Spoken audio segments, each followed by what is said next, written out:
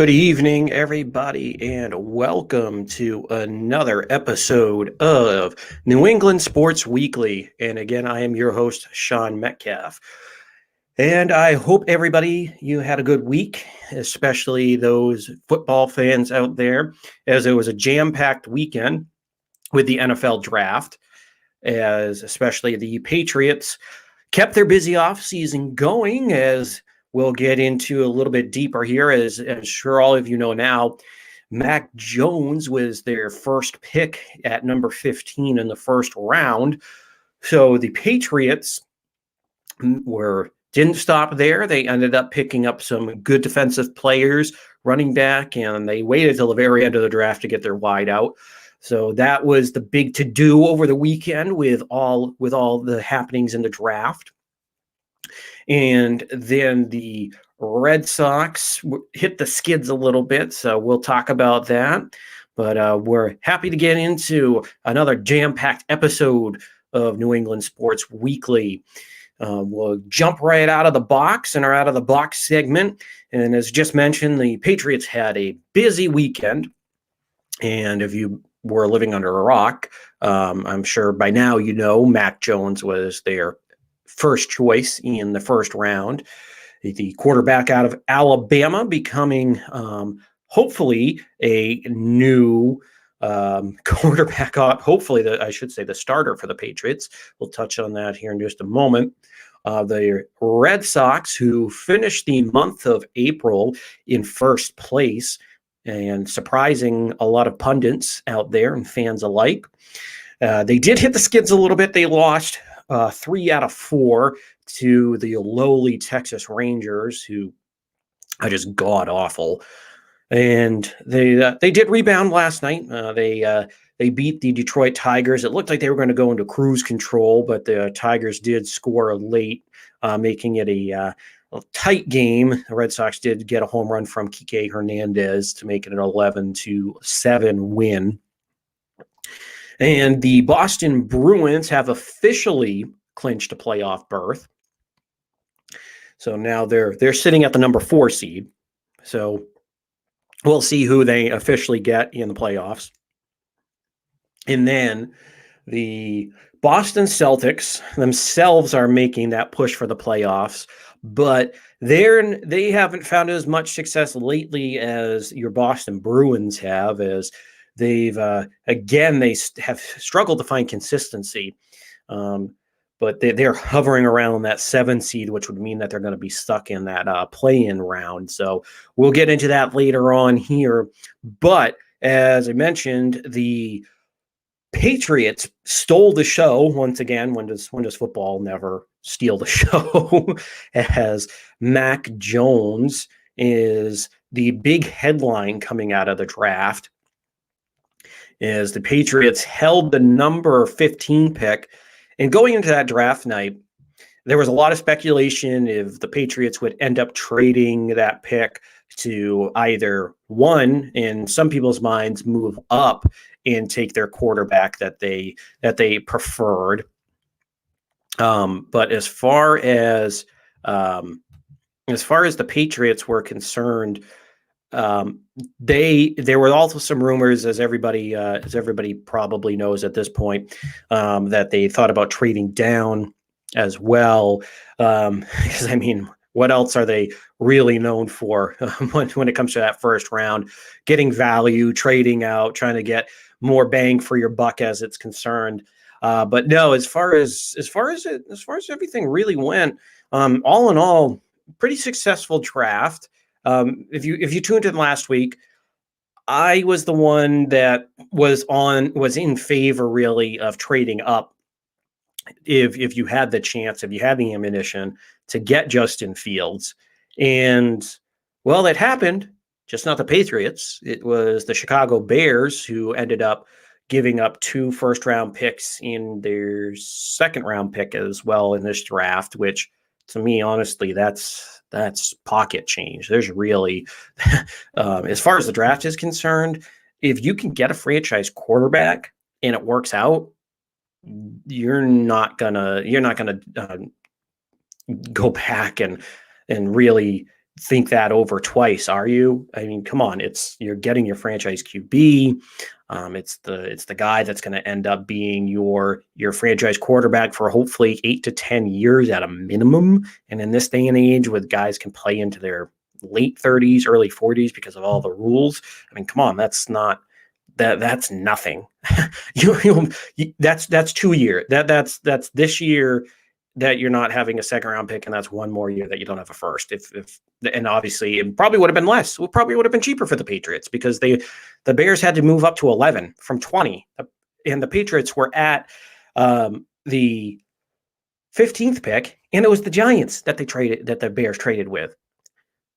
The Giants. That's who Belichick basically was brought up through football in. Yeah, I know he had a few cups of coffee in Detroit and some other places when he was just coming up, and he was the peon ball boy there, whatever you want to call him. He was the gopher getting everybody's coffee and sandwiches. But I mean, that's the when he became an actual assistant, defensive coordinator, defensive backs coach, everything before he worked his way up to that D coordinator. I believe it's like 83, 84 with the Giants.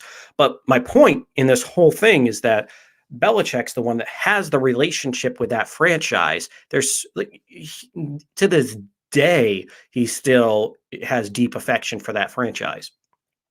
So to me, that's something that Belichick should have taken advantage of with Dave Gettleman. And obviously, I know that the Giants aren't just going to give you the pick, but at least if you have established relationships with that organization, you should have had a better shot than Chicago to get that pick. Now, we can obviously the second part of that debate is, were they really in on Justin Fields? Did they like Justin Fields? I mean, personally, I hope they were interested because I think Justin Fields has a higher ceiling than anybody that was coming into this draft, to be completely honest. But as far as anybody else is concerned, I mean, that was the guy that I think I wanted. There's a bunch of other Patriots fans that I know wanted Justin Fields. But I know the other camp was Mac Jones, who they ended up taking, and we'll get to him in just a moment here. But to me, I hope they didn't just settle for Mac Jones. If you're taking Mac Jones, I hope you love Mac Jones. Don't just sit there and we'll take a pick because we need a quarterback, and if he's there, he's there. No, you if you're taking somebody in the first round, you better love that player. And that's love with all 4 capital letters, because that's first round that you're spending. Second round, you can debate that, but that's still high. But once you start getting past probably the mid to late second round, mid second round, then you can start to discuss guys that once you spend that capital on them, then you're looking at guys that might be a bit starter and on down the line. But basically, my point, it's a first round pick. That's somebody that's supposed to be a franchise cornerstone. So if you take Mac Jones, you better love Mac Jones. You better think he is the next, not just a bridge. I've heard that thrown around. Oh, Mac Jones would just be a bridge until the next guy comes around. Why in the hell would you spend a number 1 pick on a bridge? That's dumb. That's asinine. It's your first round selection. Yeah, he might not. He's obviously a step down from Trevor Lawrence, who everybody was anointing the next Peyton Manning, John Elway, Andrew Luck in that category. So yeah, of course, there's going to be tiers, but still. My point is, if you're using that number 1 pick, don't throw it away.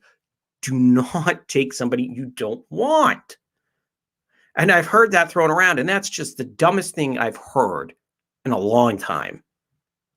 So, and I know last week's show, I know I said Mac Jones was the quarterback that I least wanted, at least as a first round pick.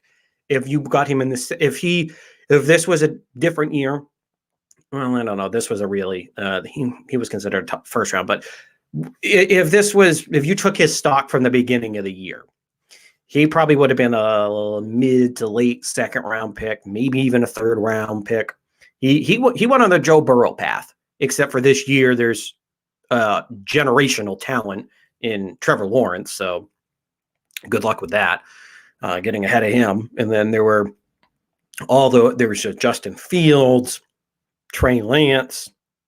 So, I mean, this was and Zach Wilson, who I touched on last week. So, I mean, it was loaded. So it was going to be tough to get to where Joe Burrow was last year because, I mean, yes, Justin Fields ended up having a good rookie season. And before, like 2-3 years ago, when he was at Oregon, I mean, there was a lot of hype surrounding him, and then he kind of had a couple mediocre seasons mixed in with a couple good ones. So his stock fell a little bit.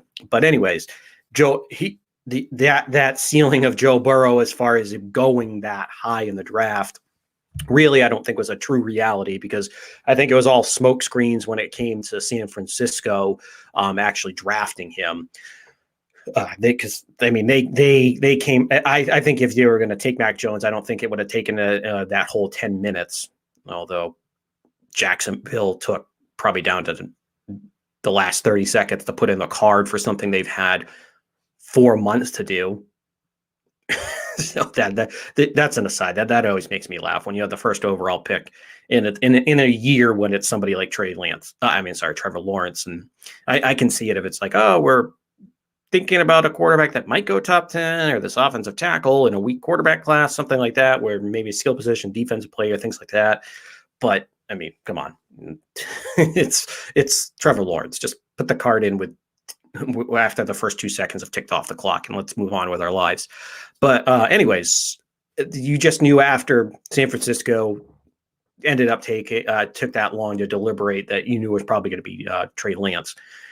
So they take Trey Lance, and that allows Mac Jones to fall down the board. And I'm not going to go through every single pick, but basically you could see it coming because I never thought the Falcons were a reality for a quarterback, just with all the money they've had tied into Julio Jones and Matt Ryan in that offense. So I think they're going to go for 1 or 2 more rides here before they consider blowing things up. But really, after that, there was nobody until you got to the Carolina-Denver area. And both of those teams surprisingly steered clear of quarterbacks with 2 of them on the board and 2 good ones on the board. And my whole point about Mac Jones last week, I'm not hating on Mac Jones. To be clear, I don't hate Mac Jones because I think during this whole draft process over the last 3 months, 4 months, since the season ended, when you said you didn't want Mac Jones as a first round pick or with the 15th pick, if you could get Justin Fields, Trey Lance, whoever your guy was, if it wasn't Mac, then basically everybody was saying if you didn't take Mac Jones, you hated Mac Jones. You don't want Mac Jones. He stinks. He sucks. He's going to be in. He won't make his second contract. He'll be a bust. Which obviously nobody can predict that.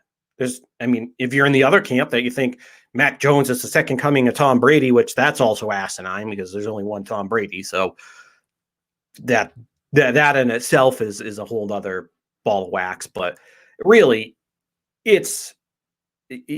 I'm not going to say that definitively that he sucks or I didn't want him.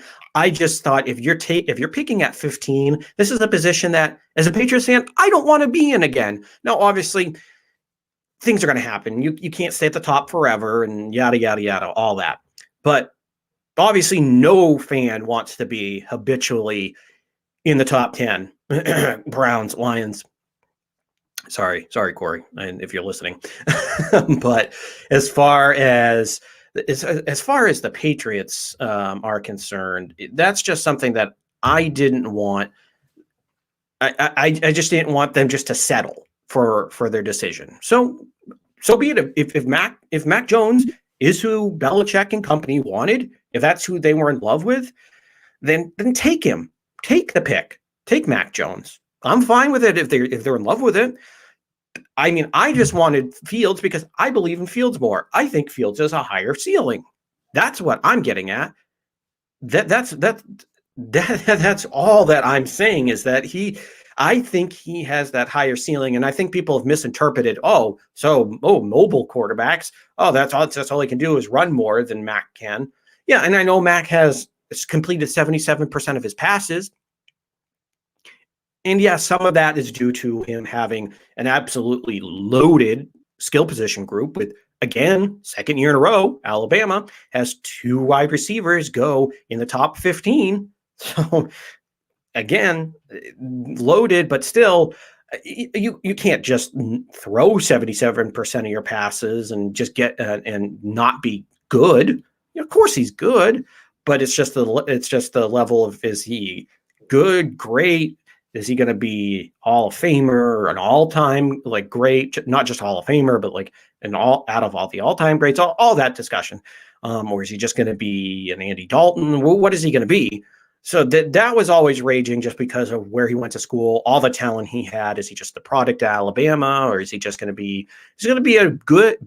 Is he going to buck the trend and be a good quarterback out of Alabama, but still not be a 10-time Pro Bowler, 2-time All-Pro selection? That type of situation. I always thought Justin Fields, he was pretty accurate.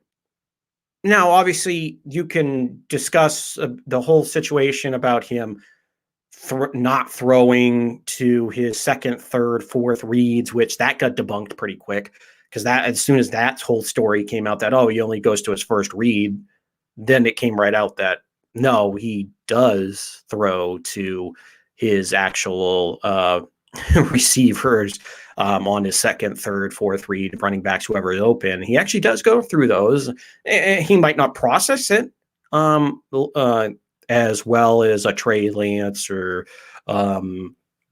Justin Fields. I mean, Mac Jones, or who knows? I wasn't in the room. I watched enough games. I thought he processed things quickly, and he was very smart, and I never saw anything that made me think that he can't succeed at the next level. He's not Dwayne Haskins, another Ohio State QB who just flamed out in the NFL. I always just thought Dwayne Haskins had a cannon for an arm, was a 1-year wonder, and wasn't anything special. Yeah. So how many guys have you seen come in the NFL that have an absolute hose for an arm? Plenty.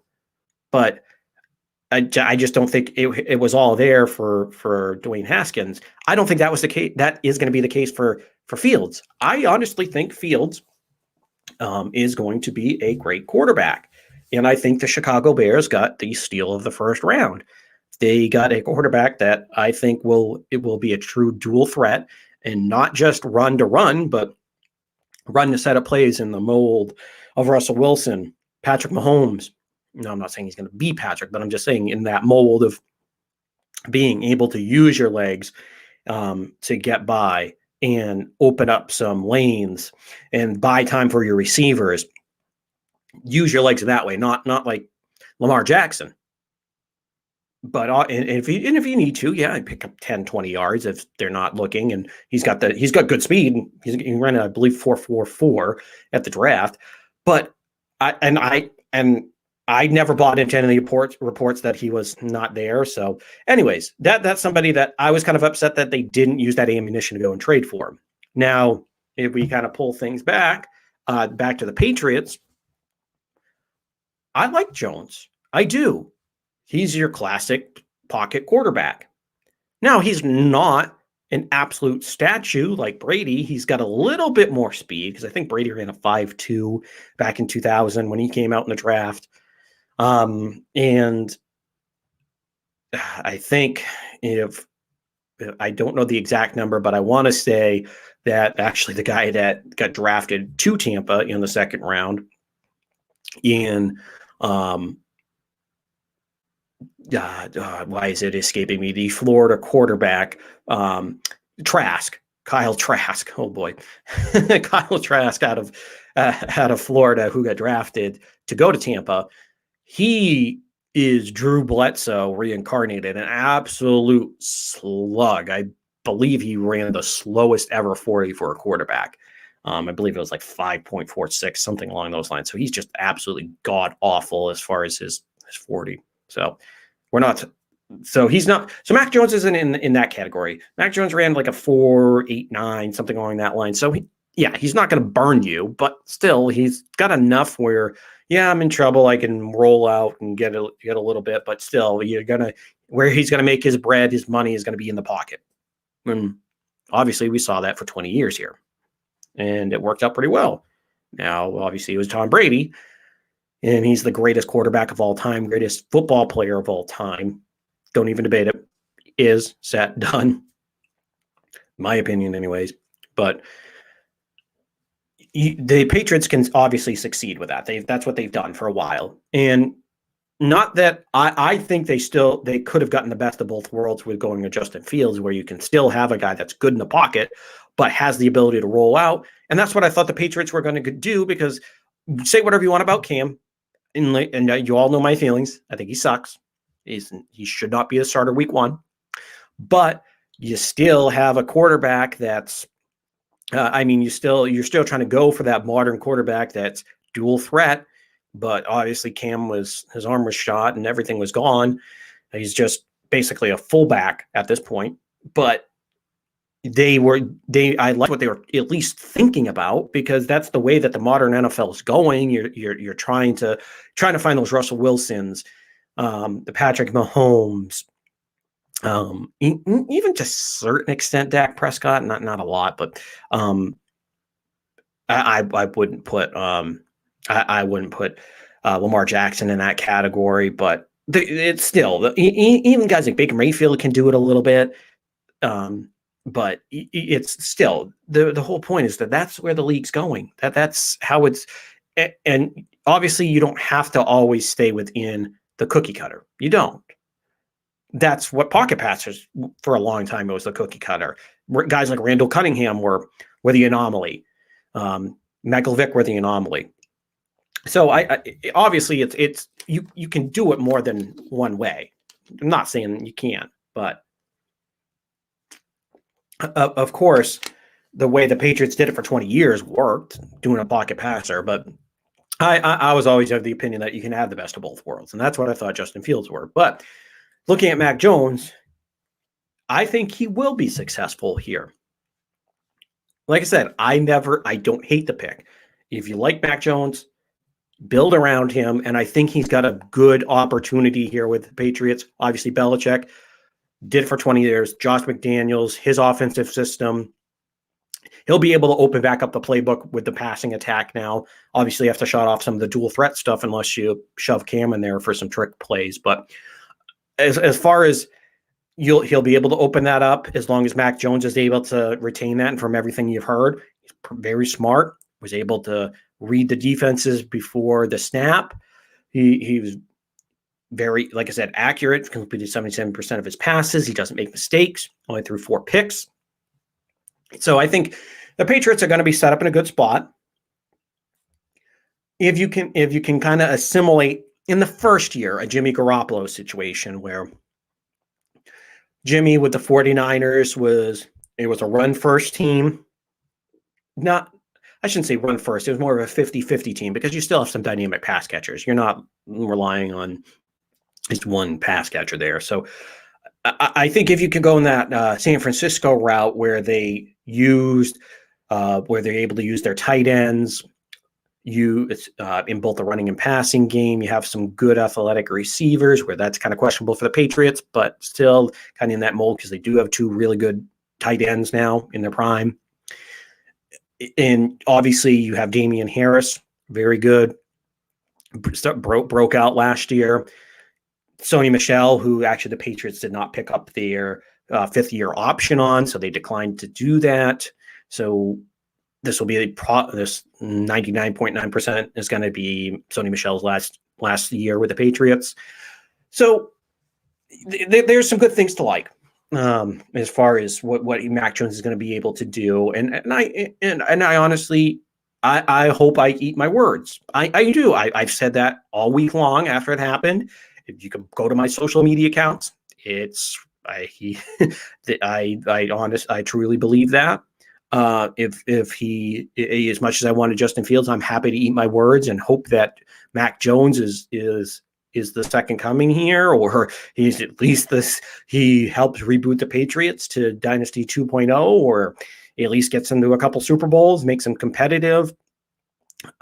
If he can do that, make you competitive, help you win the AFC East, at least compete for it every year, and then get back. And then once he kind of matures, if you can get some weapons around him, maybe we'll see what kind of happened at Alabama as far as he'll get more comfortable and he'll help you.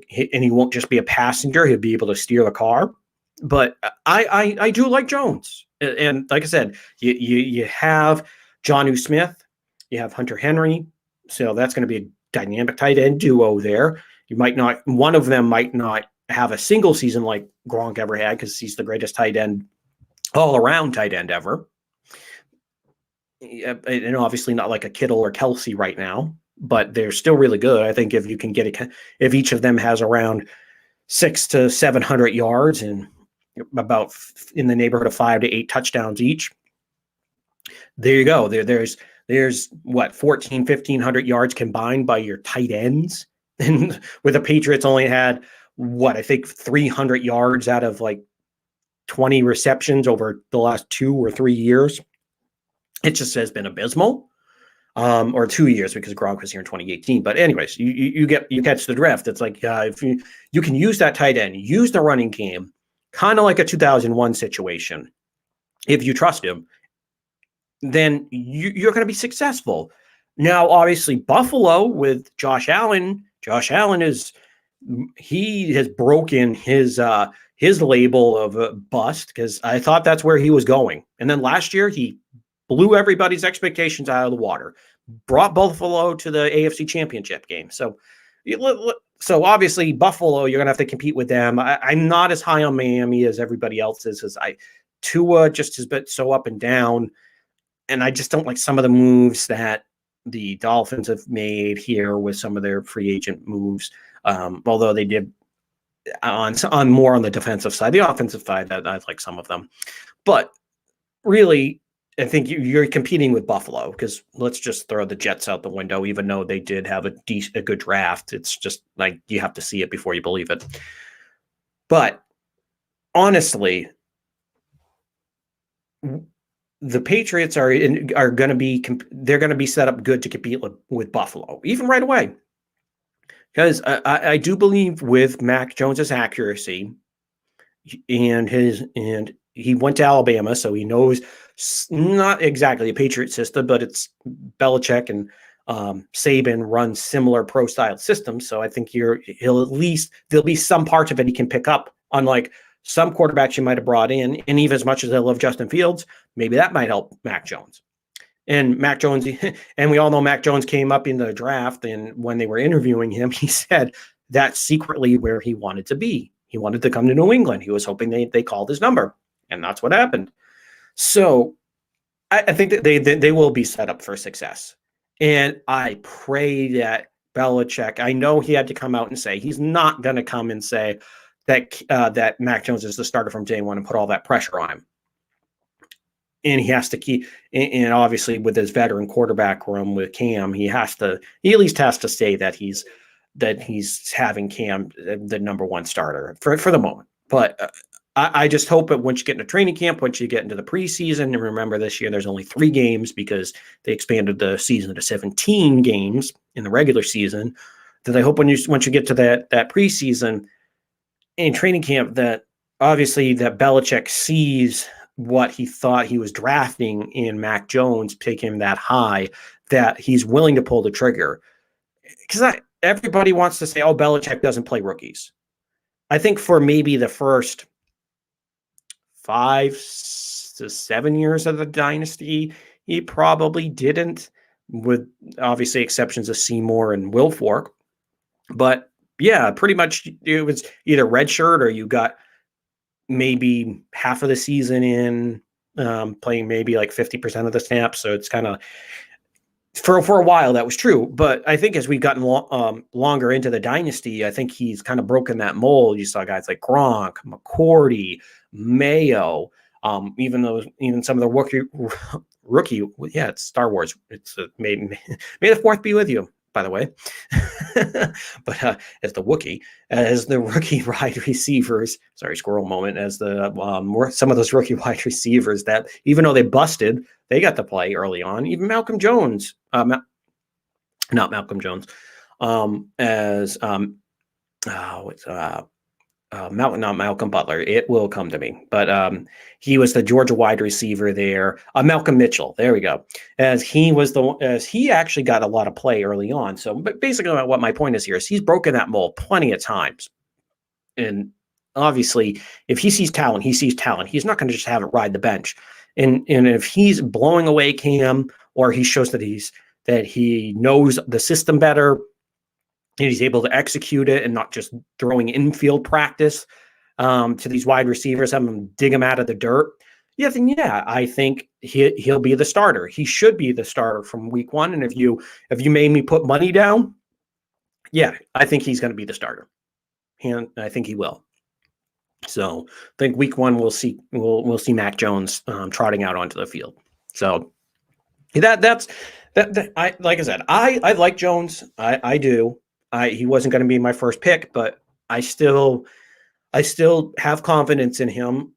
So I'm not going to poo-poo the pick from that standpoint, because I wanted a quarterback and they got one. Might not have been who I wanted, but they got a quarterback. And I don't think we're talking about like an EJ Manuel or Blaine Gabbert, where they had to make up a first round quarterback for these purposes, where these teams just reached entirely. I think he's got talent. Time will tell if he how much talent he does have, but I think it's there, and we'll see. And hopefully he's better than Andy Dalton. But hopefully you get into that. Oh, let's if you're talking about first round picks, yeah, I would say if you can kind of get maybe even what Andrew. I know Andrew Luck was a first round pick and had all that talent, but I mean, if you kind of look at it, he was able to bring the Colts to the playoffs. He brought him to a couple AFC championship games. So I think if you can get that out of somebody like that can guide him. I'm not asking for the world here. I just want somebody that's going to be able to be competent, that can throw the ball. And I think you do have that. Now, if you look down the rest of the draft board for the Patriots, they ended up getting a few actually pretty good players, especially when they traded up for Christian Barmore out of Alabama, another Alabama guy. So he slipped in the draft just because there were some concerns about his motivation. There were some concerns down in Alabama that they had to motivate. They had to actually make sure that he was on meetings at time, at practices at time. Basically, he was kind of like one of those kids that you had to poke with a stick to get to go to school. If you remember those kind of kids growing up. So he's not exactly a self-motivated person, which it'll be interesting to see how that meshes with Belichick. But when he does get motivated, he's going to be an offense. He's going to be an offensive wrecker, or I should say, he's going to be a nightmare for offensive lines. He does more than just clog up the middle when he's motivated properly. Now that's going to be the key. Hopefully he doesn't fall into that Haynesworth category, because Haynesworth was just off. Albert Haynesworth was just when he was on. He was one of the better defensive linemen I've seen. But then he absolutely, once he got his money, then he started doing some questionable things. And he just was not who you wanted to pay all that money to. So congratulations, Washington. You made a great choice. So hopefully he doesn't fall into that category. Hopefully it just maybe he'll find a little bit more once he comes to the Patriots. I don't think it's quite that Albert Haynesworth level, but he'll be good. Ronnie Perkins out of Oklahoma, another defensive lineman that they added. So I like that pick as well. A lot of people had him going probably in that 40 to 50 range as far as picks. He slipped to pick 96 for the Patriots. So might get a lot of value there out of that third round pick. So hopefully that'll build up some good rotation. Now you went from an area of weakness to hopefully an area of strength, where now in the offseason you bring with the front seven, you bring back Van Noy, and then you add Barmore, you add Perkins, and then you add the linebacker out of Michigan. So I like what they did in the draft, and then you ended up picking up the running back out of Oklahoma, so who's a big thumper as well. So I like what it's maybe in the mold of that. No, I wouldn't say LeGarrette Blount. He's got a little bit more speed, but not too much more. But anyway, so I like what they did. Then you get Trey Nix. So they finally do get that wide receiver, but not where I wanted them to. I wanted them to go in the second round and get Elijah Moore, who the Jets stole. So I would have even settled for Amari Rodgers, who I really like. The Packers traded up to get him in the third round. But I hope that they found another seventh round gem. He's bigger, he's stronger as far as Trey Nixon out of UCF, University of Central Florida. He is not a prototypical slot guy. He's a little bit bigger than Edelman was, but still some guy that you can move him inside and outside, and you'll have somebody that you can kind of you might have found a gem, but I'm hoping that's what happens. I hope it's just not another camp body. So we'll see. So I like what the Patriots ended up doing in that draft. I think they came out winners in this situation. So all in all, I can't. Everybody likes to put those grades on. I gave him an A, an A plus, a B minus.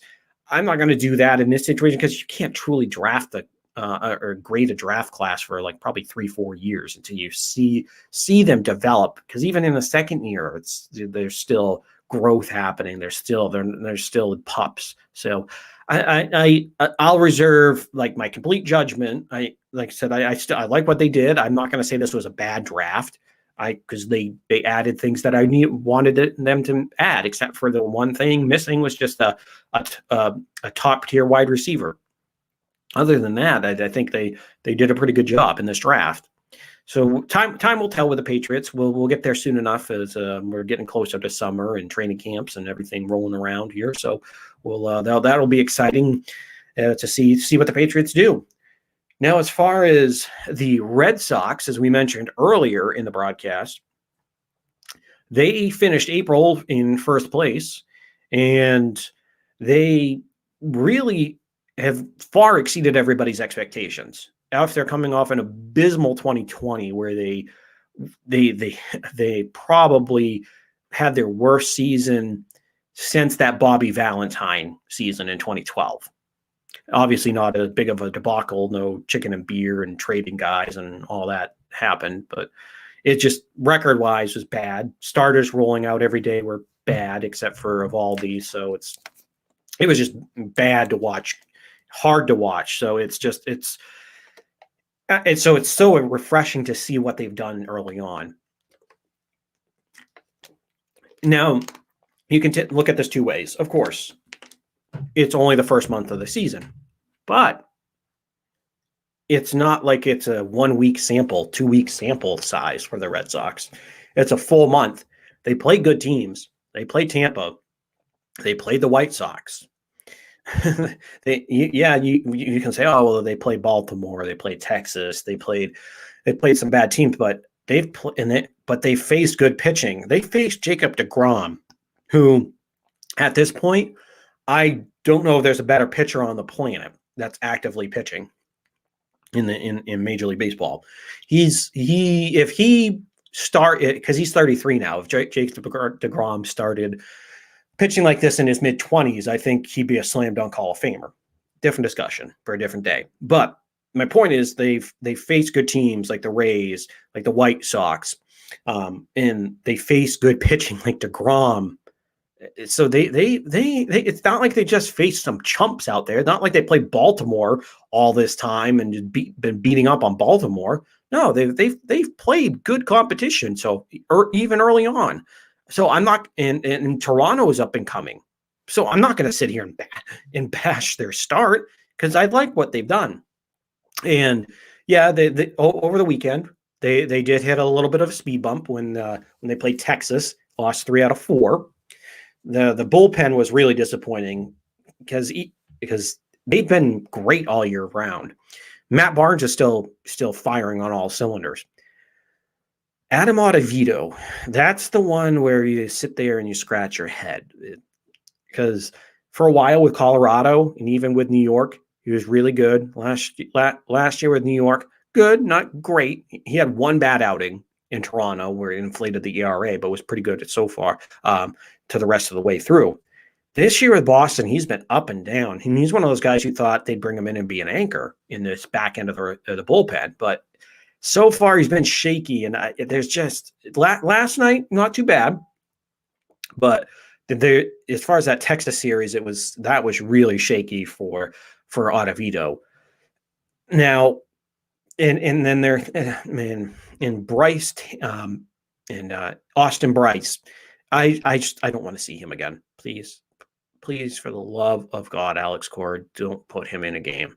The rest of the bullpen, actually, surprisingly, guys like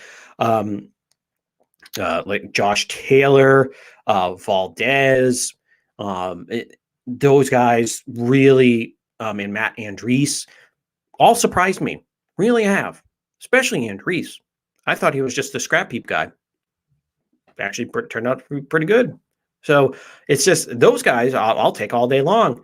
And Darwinson Hernandez, who we all saw coming up through the system, and me living here in Maine, I got to see him at the Portland Sea Dogs. Great stuff. To quote Major League, we better teach this guy some control before he kills somebody. That was Darwinson Hernandez for a while. And then his command started to come around. So if you have a late inning weapon right there with Darwinson. So I'm happy with that. As far as but it just wasn't a great weekend for the bullpen. So you got to chalk it up for that. You don't want to lose 3 out of 4 to Texas, who's just been abysmal this year. But it's baseball. It's a long stretch. Now, surprisingly, Garrett Richards, who I'm not a fan of, it's going to take some more convincing. But surprisingly, since a rocky start against the Orioles and another few ho-hum ones that you throw in there, his last 2 or 3 starts been pretty good.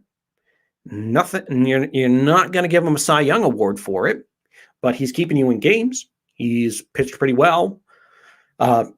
And his ERA is surprisingly in the 4s. So he's kind of shaking off that bad start against Baltimore. So now I don't know if this is going to be sustainable, speaking strictly on Garrett Richards. We'll see how that goes. But I'm still not a long-term believer in Richards, but we'll see how that goes as we get deeper, especially in this next couple of weeks where they do have to face some more top tier, top flight competition coming down the road, not just Detroit and Baltimore. Those are 2 of the basement dwellers of the league, along with Texas. But still encouraging, very encouraging from his standpoint, because that just lengthens things out. If he can at least give you probably 2/3 of his starts, if he can give you that, and that other third, if he gives up a clunker or 2, then you can live with it, because that's your 3rd, 4th guy in the rotation. And then if Chris Sale comes back, who there's been good news with him, he's started to throw off a mound. And if he can get back, then that pushes Richards down even further. So Sale, Evaldi, Erod, that top 3, I'll take any day of the week. So it's been with last weekend aside, it's been a really good start to the season. They're still tied for the best record in the American League as we speak. So it's really have been entertaining to watch, and it's really fun. Now, the one area where you want to gripe with this, probably that outfield for the Red Sox. That's where things get shaky. That's what's kind of irritated me with how Chaim Bloom has really shaped this team. Obviously, Verdugo you can set aside. Good piece that they got in that Mookie Betts trade. Really good. Now, Franchy Cordero, Hunter Renfroe, both of those pieces. Renfroe more of a major leaguer than Cordero is. Now, obviously, Renfroe's had some success. He's had a couple 20-plus, 30-plus home run seasons in the bigs. He got his 100th home run last night. So we're not talking about some chump out there. Now, he's not going to hit 300 any year soon. We'll be lucky if he gets above 250 this year. But if he can run into 20, 25 bombs this year, maybe even 30 bombs in the lower part of the order, knocking some runs, play some decent defense, okay, I'll take it. But he still really hasn't come around as much as you'd like. But still enough. There's enough intrigue there where I'll keep him, even if if later on the season, if guys like Jarren Duran come up and can spell those guys, I'd be happy with that. And then maybe you trade for an outfield piece. But I mean, if we're looking down the trade route, which we'll get into a lot today, but I'd rather see them get a starting pitcher. But if things shake out and maybe their staff kind of does look better and you can get a decent bat in the outfield, then maybe you go that route, or maybe you are able to get a bat and a pitcher, seeing what Chaim Bloom wants to do there. But as far as Hunter Renfroe is concerned, I'm fine with leaving him in right field. Franchy is the one to me that just is irritating to watch. It's just he gets eaten up on any fastball that's chest high. Well, even lower than that, probably about to your just below your bicep. You're not biceps, but your pecs basically. And you're not talking something that's like at eye level that anybody would be easy for them to lay off, but they're just pitch. And I'm not just talking about inside. It eats them up like that on the outside. And obviously pitchers aren't stupid enough to throw one in his sweet spot. And if they do, it's a mistake. So they're staying away from that happy zone where he golf them out all the time. And he hasn't even done that. Why is he on this team? I know why you traded Benintendi, and I'm not a big fan of Benintendi. I think he was a one-year wonder. He came up, had a good rookie season, decent next season, but it was that rookie season where everybody kind of got enamored with him, and he and Betts and Bradley, they'll be the killer bees out there in the outfield. And obviously we all know Mookie Betts is the real deal. He's a superstar. He's the second best baseball player, in my opinion, behind Mike Trout. I mean, if you want to throw in Fernando Tatis and Juan Soto out of Washington, we can all argue that. That's fine. We can have that debate some other time. But at this point, though, obviously we all know Betts is Betts. He's a superstar. He's a real deal. But as far as the rest of that outfield, I just was never enamored with it. Jackie Bradley he's a Gold Glover. Don't get me wrong. But if he could find a consistent bat, he'd still be here. That's not the case, though. He's been so hot and so cold that it's not even funny. It's really scary how cold he can get at times. But as far as Benintendi is concerned, obviously I wasn't upset they were going to trade him. I was kind of happy because he's been mediocre at the plate, can't run the bases, makes boneheaded mistakes out on the base paths, and his defense was good, but we're not talking about a Gold Glover, all-star caliber player you traded away. Yeah, of course, if you want to tweet me, text me, whatever, and at me that, oh, well, Benintendi's having a good 2-3 weeks here with the Royals. Good for him. I mean, I hope that is a turnaround in his career, whatever, but I'm just not a fan of Benintendi. I just never bought into the hype. I don't know. He just never impressed me. But and I never was impressed with the Franchy Cordero. Now, obviously, I know that they got more pieces in the deal. I know that part. But As far as it's concerned, though, I never liked Franchi Cordero. I always thought Franchi Cordero was Willie Mo Pena 2.0. That's what I think of him. So I just think once the minor league season gets going, I think they'll send him down. And if Jarren Duran can show what he did in spring training, where he's added that power to his game, you have a guy that has 15 to 20 home run pop, a guy that can probably hit at the top of your order that I think is going to be a 300 hitter plus, a guy that's got speed, athleticism, really good player. I think you have a star in the making in Jarren Duran. So, and I think there's more power that he can add to that frame. I think he could be 25, 30 home run guy, possibly. But right now, I think his floor is 15 to 20 bombs. If you asked me a year or two ago, I think his max would have been like 10 to 12 home runs. He just wasn't a big power guy. Now I think he's added that to his frame where I think it's legitimate 20 plus power. But until the minor league season really gets going and we've had more than 2 games, then obviously we're stuck with Cordero and Renfroe in the outfield. So that's one of my sore spots outside of the back end of the rotation. Other than that, there's really nothing to complain about with this team, nothing at all. So they've just been chugging along, and like I said, we're going to be in for a good summer. I still think they're right in line to still win that division. I'm not going to back off of that until something drastic happens, until they show me they can't. I think this team has enough to be a solid competitor for the division and actually win it. That's something and I'll be honest, like I said in my first show, if I did that show during spring training or right before opening day, I said 83 to 85 wins. That would have been my prediction. So it's not like this has been my thought all season long. They changed it, and there's enough of a sample size. It's not just 2 weeks. It's a whole month. We're getting into May here, and things still are looking pretty good. And I know everybody's going to start to push up. Oh, well, once Memorial Day comes, I'll believe. No. Once 4th of July, and once we get to the All-Star break, yeah, then I'll be bought in. No, I jump on it now. Jump on the hype train now. Jump on the back of the bandwagon. It's going to be chugging along. It's going to be going too fast for you to catch now. So you better get on.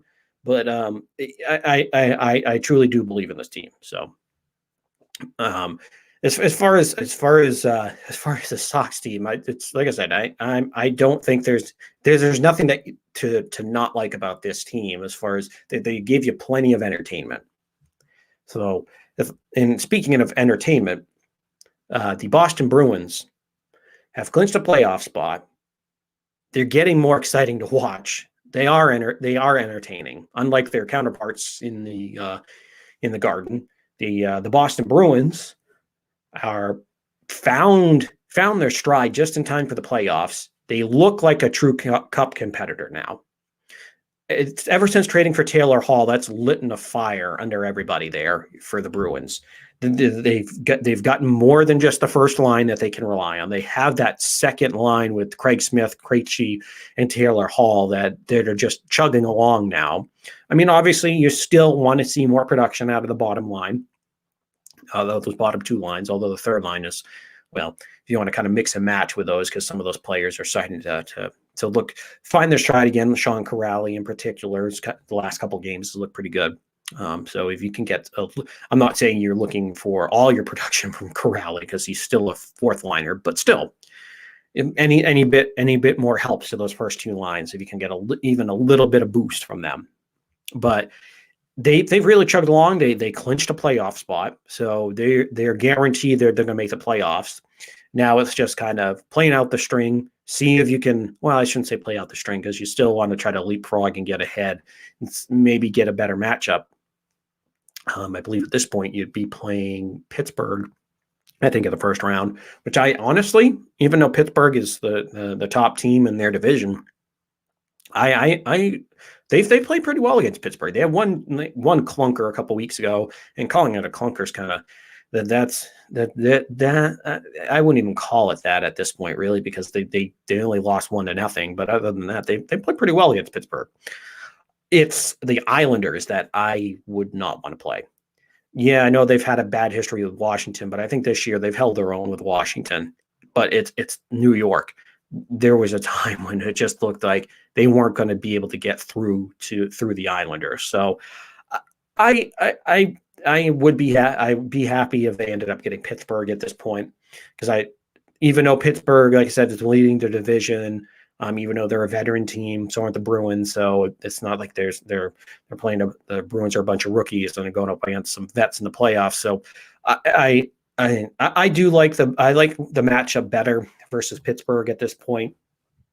So I'll take them on. And I do think that this squad um, is a playoff contender. I mean, sorry, not duh, they're a playoff.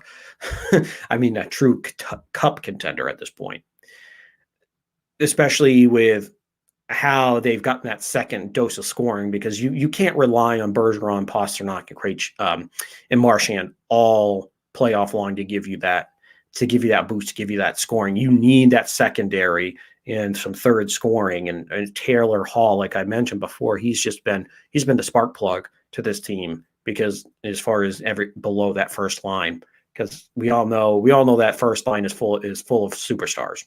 It's everything below, where guys like Jacob DeBrusk, Charlie Coyle, when he would play on that line, it was awful. It was just Charlie Coyle, ever since getting that big contract, seems like he's just not completely shut it down, but it just seems like he hasn't been the guy that they end up trading for a couple of years ago, who did bring that spark plug to them, but he's just kind of faded a little bit for me anyways.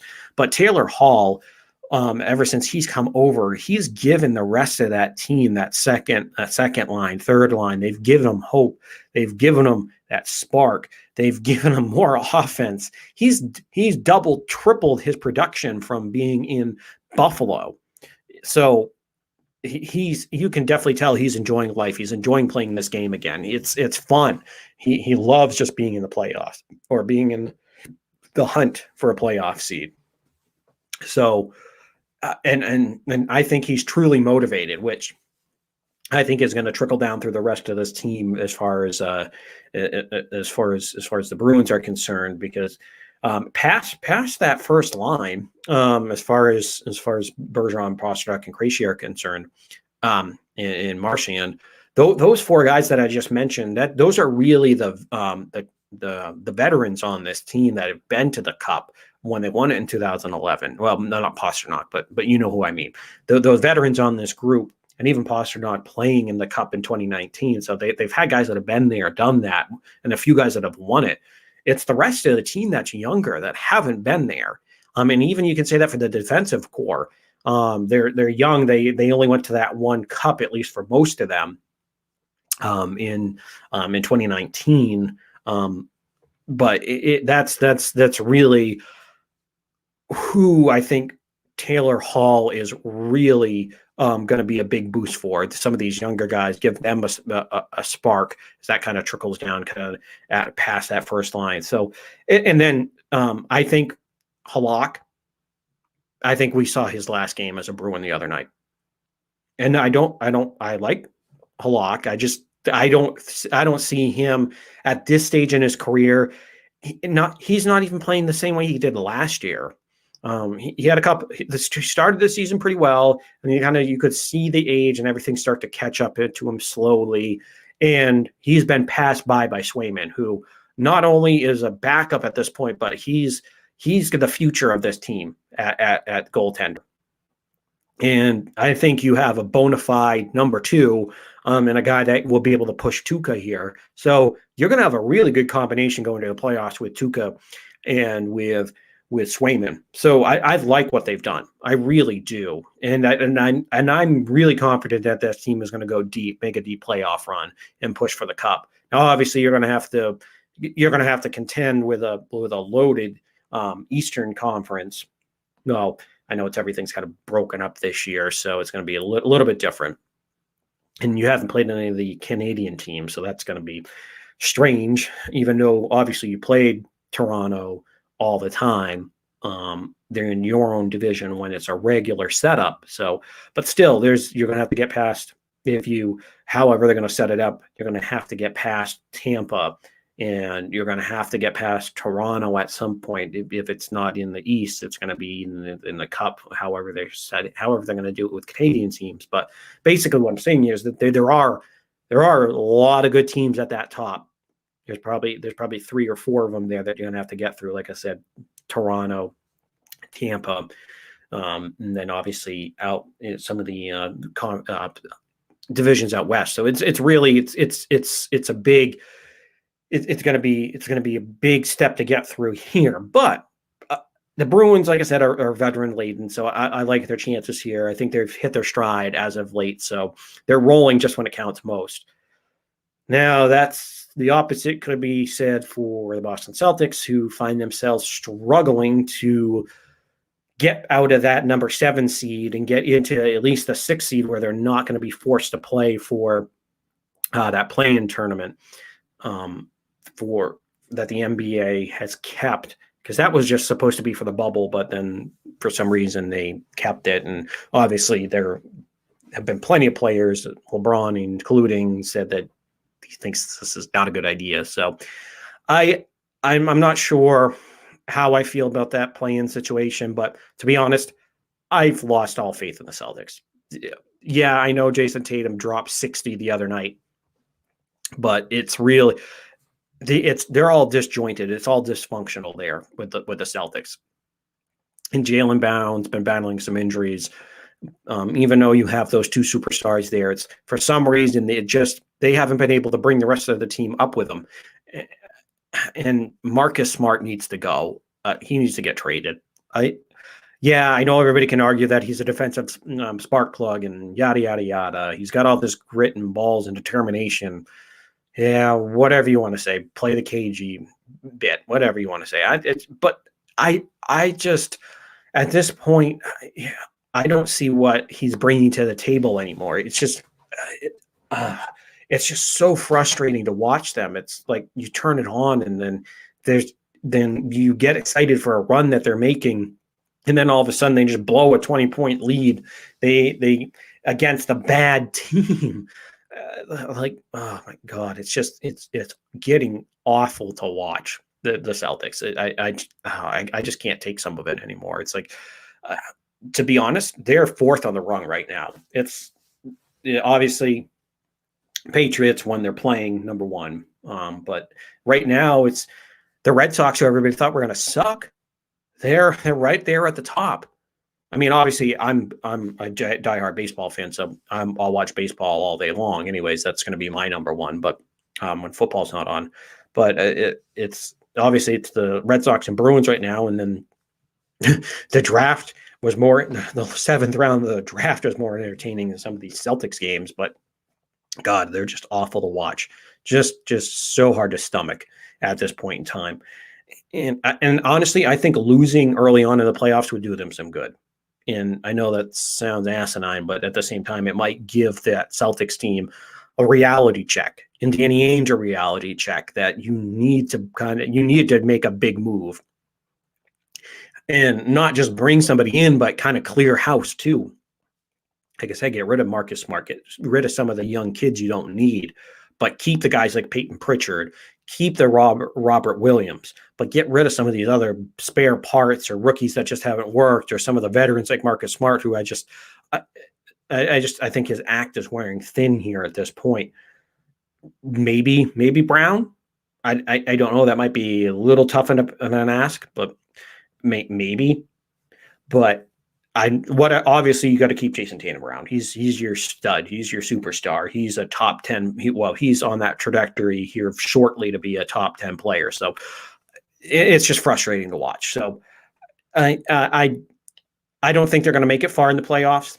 If they make it out of that play-in round, and you have to play, I think Orlando would be right there. So you're looking at a situation where even if you make it out of that play-in, if you're still the 7th seed, or even let's just say they get to the 6th seed, so I think at that point you got to play Philadelphia. No, actually, I'm sorry, it's Milwaukee at that point. and Milwaukee's just been chugging along. So I don't see it ending well for them, and it might be a good thing where it gives them a reality check in the end. So this whole thing with Danny Ainge earlier in the season where it's been, oh, well, we made the Eastern Conference 3 out of 4 last year, 3 out of the last 4, we made it, blah, blah, blah. It's like, yeah, but you've lost every time. Yeah, one of them you can throw out the window because you had the plucky little Celtics with Isaiah Thomas, and that was it. And Brown was just a rookie, but I don't buy in. It's just you haven't got over that hump, and some of these guys just, it seems like they show up to the Garden and they just, oh yeah, well, yeah, we're just going to roll them over. They're like a steamroller. Yeah, we're gonna beat the crap out of them, and they think they're intimidating the other team, but it's really not what's happening. You're psyching yourself up, and these other teams just aren't intimidated. And it's not working. You need to try something different. I just don't know. Sometimes it's like, why do you even waste your energy on the Celtics? It's like, you're not going anywhere right now. And it's sad because you have 2 young superstars in Brown and Tatum. And I know they're still young enough where you can't say you're wasting their prime, but at the same time, it's like the clock is you're getting to the point where, well, they're even though they signed those deals, you know how the NBA is. If you don't compete right away or within the next couple of years, your superstars are going to show up to Danny Ainge in his front office and be like, "I want out. Give me a trade," or they'll be like, "Find somebody, trade him here, or I'm out." You know how the story goes with the NBA. So you just don't want to see them waste what they have with those 2. So I just think if they lose early on, it might be a good thing for them. It might be that reality check that they all need. So that is how things are going to end here. Hopefully, I didn't put a sour taste in your mouth with the Celtics, but all in all, it was a good week. If you're a New England sports fan, the Patriots got Mac Jones. The Red Sox finished in first place out of April. We're rolling into May here. A little speed bump, but we're right back on track. The Celtics, they're up and down. They might get you depressed, or you might be happy if they lose in the first round. But then the Boston Bruins clinched the playoff spot. So there's going to be a lot to look forward to here.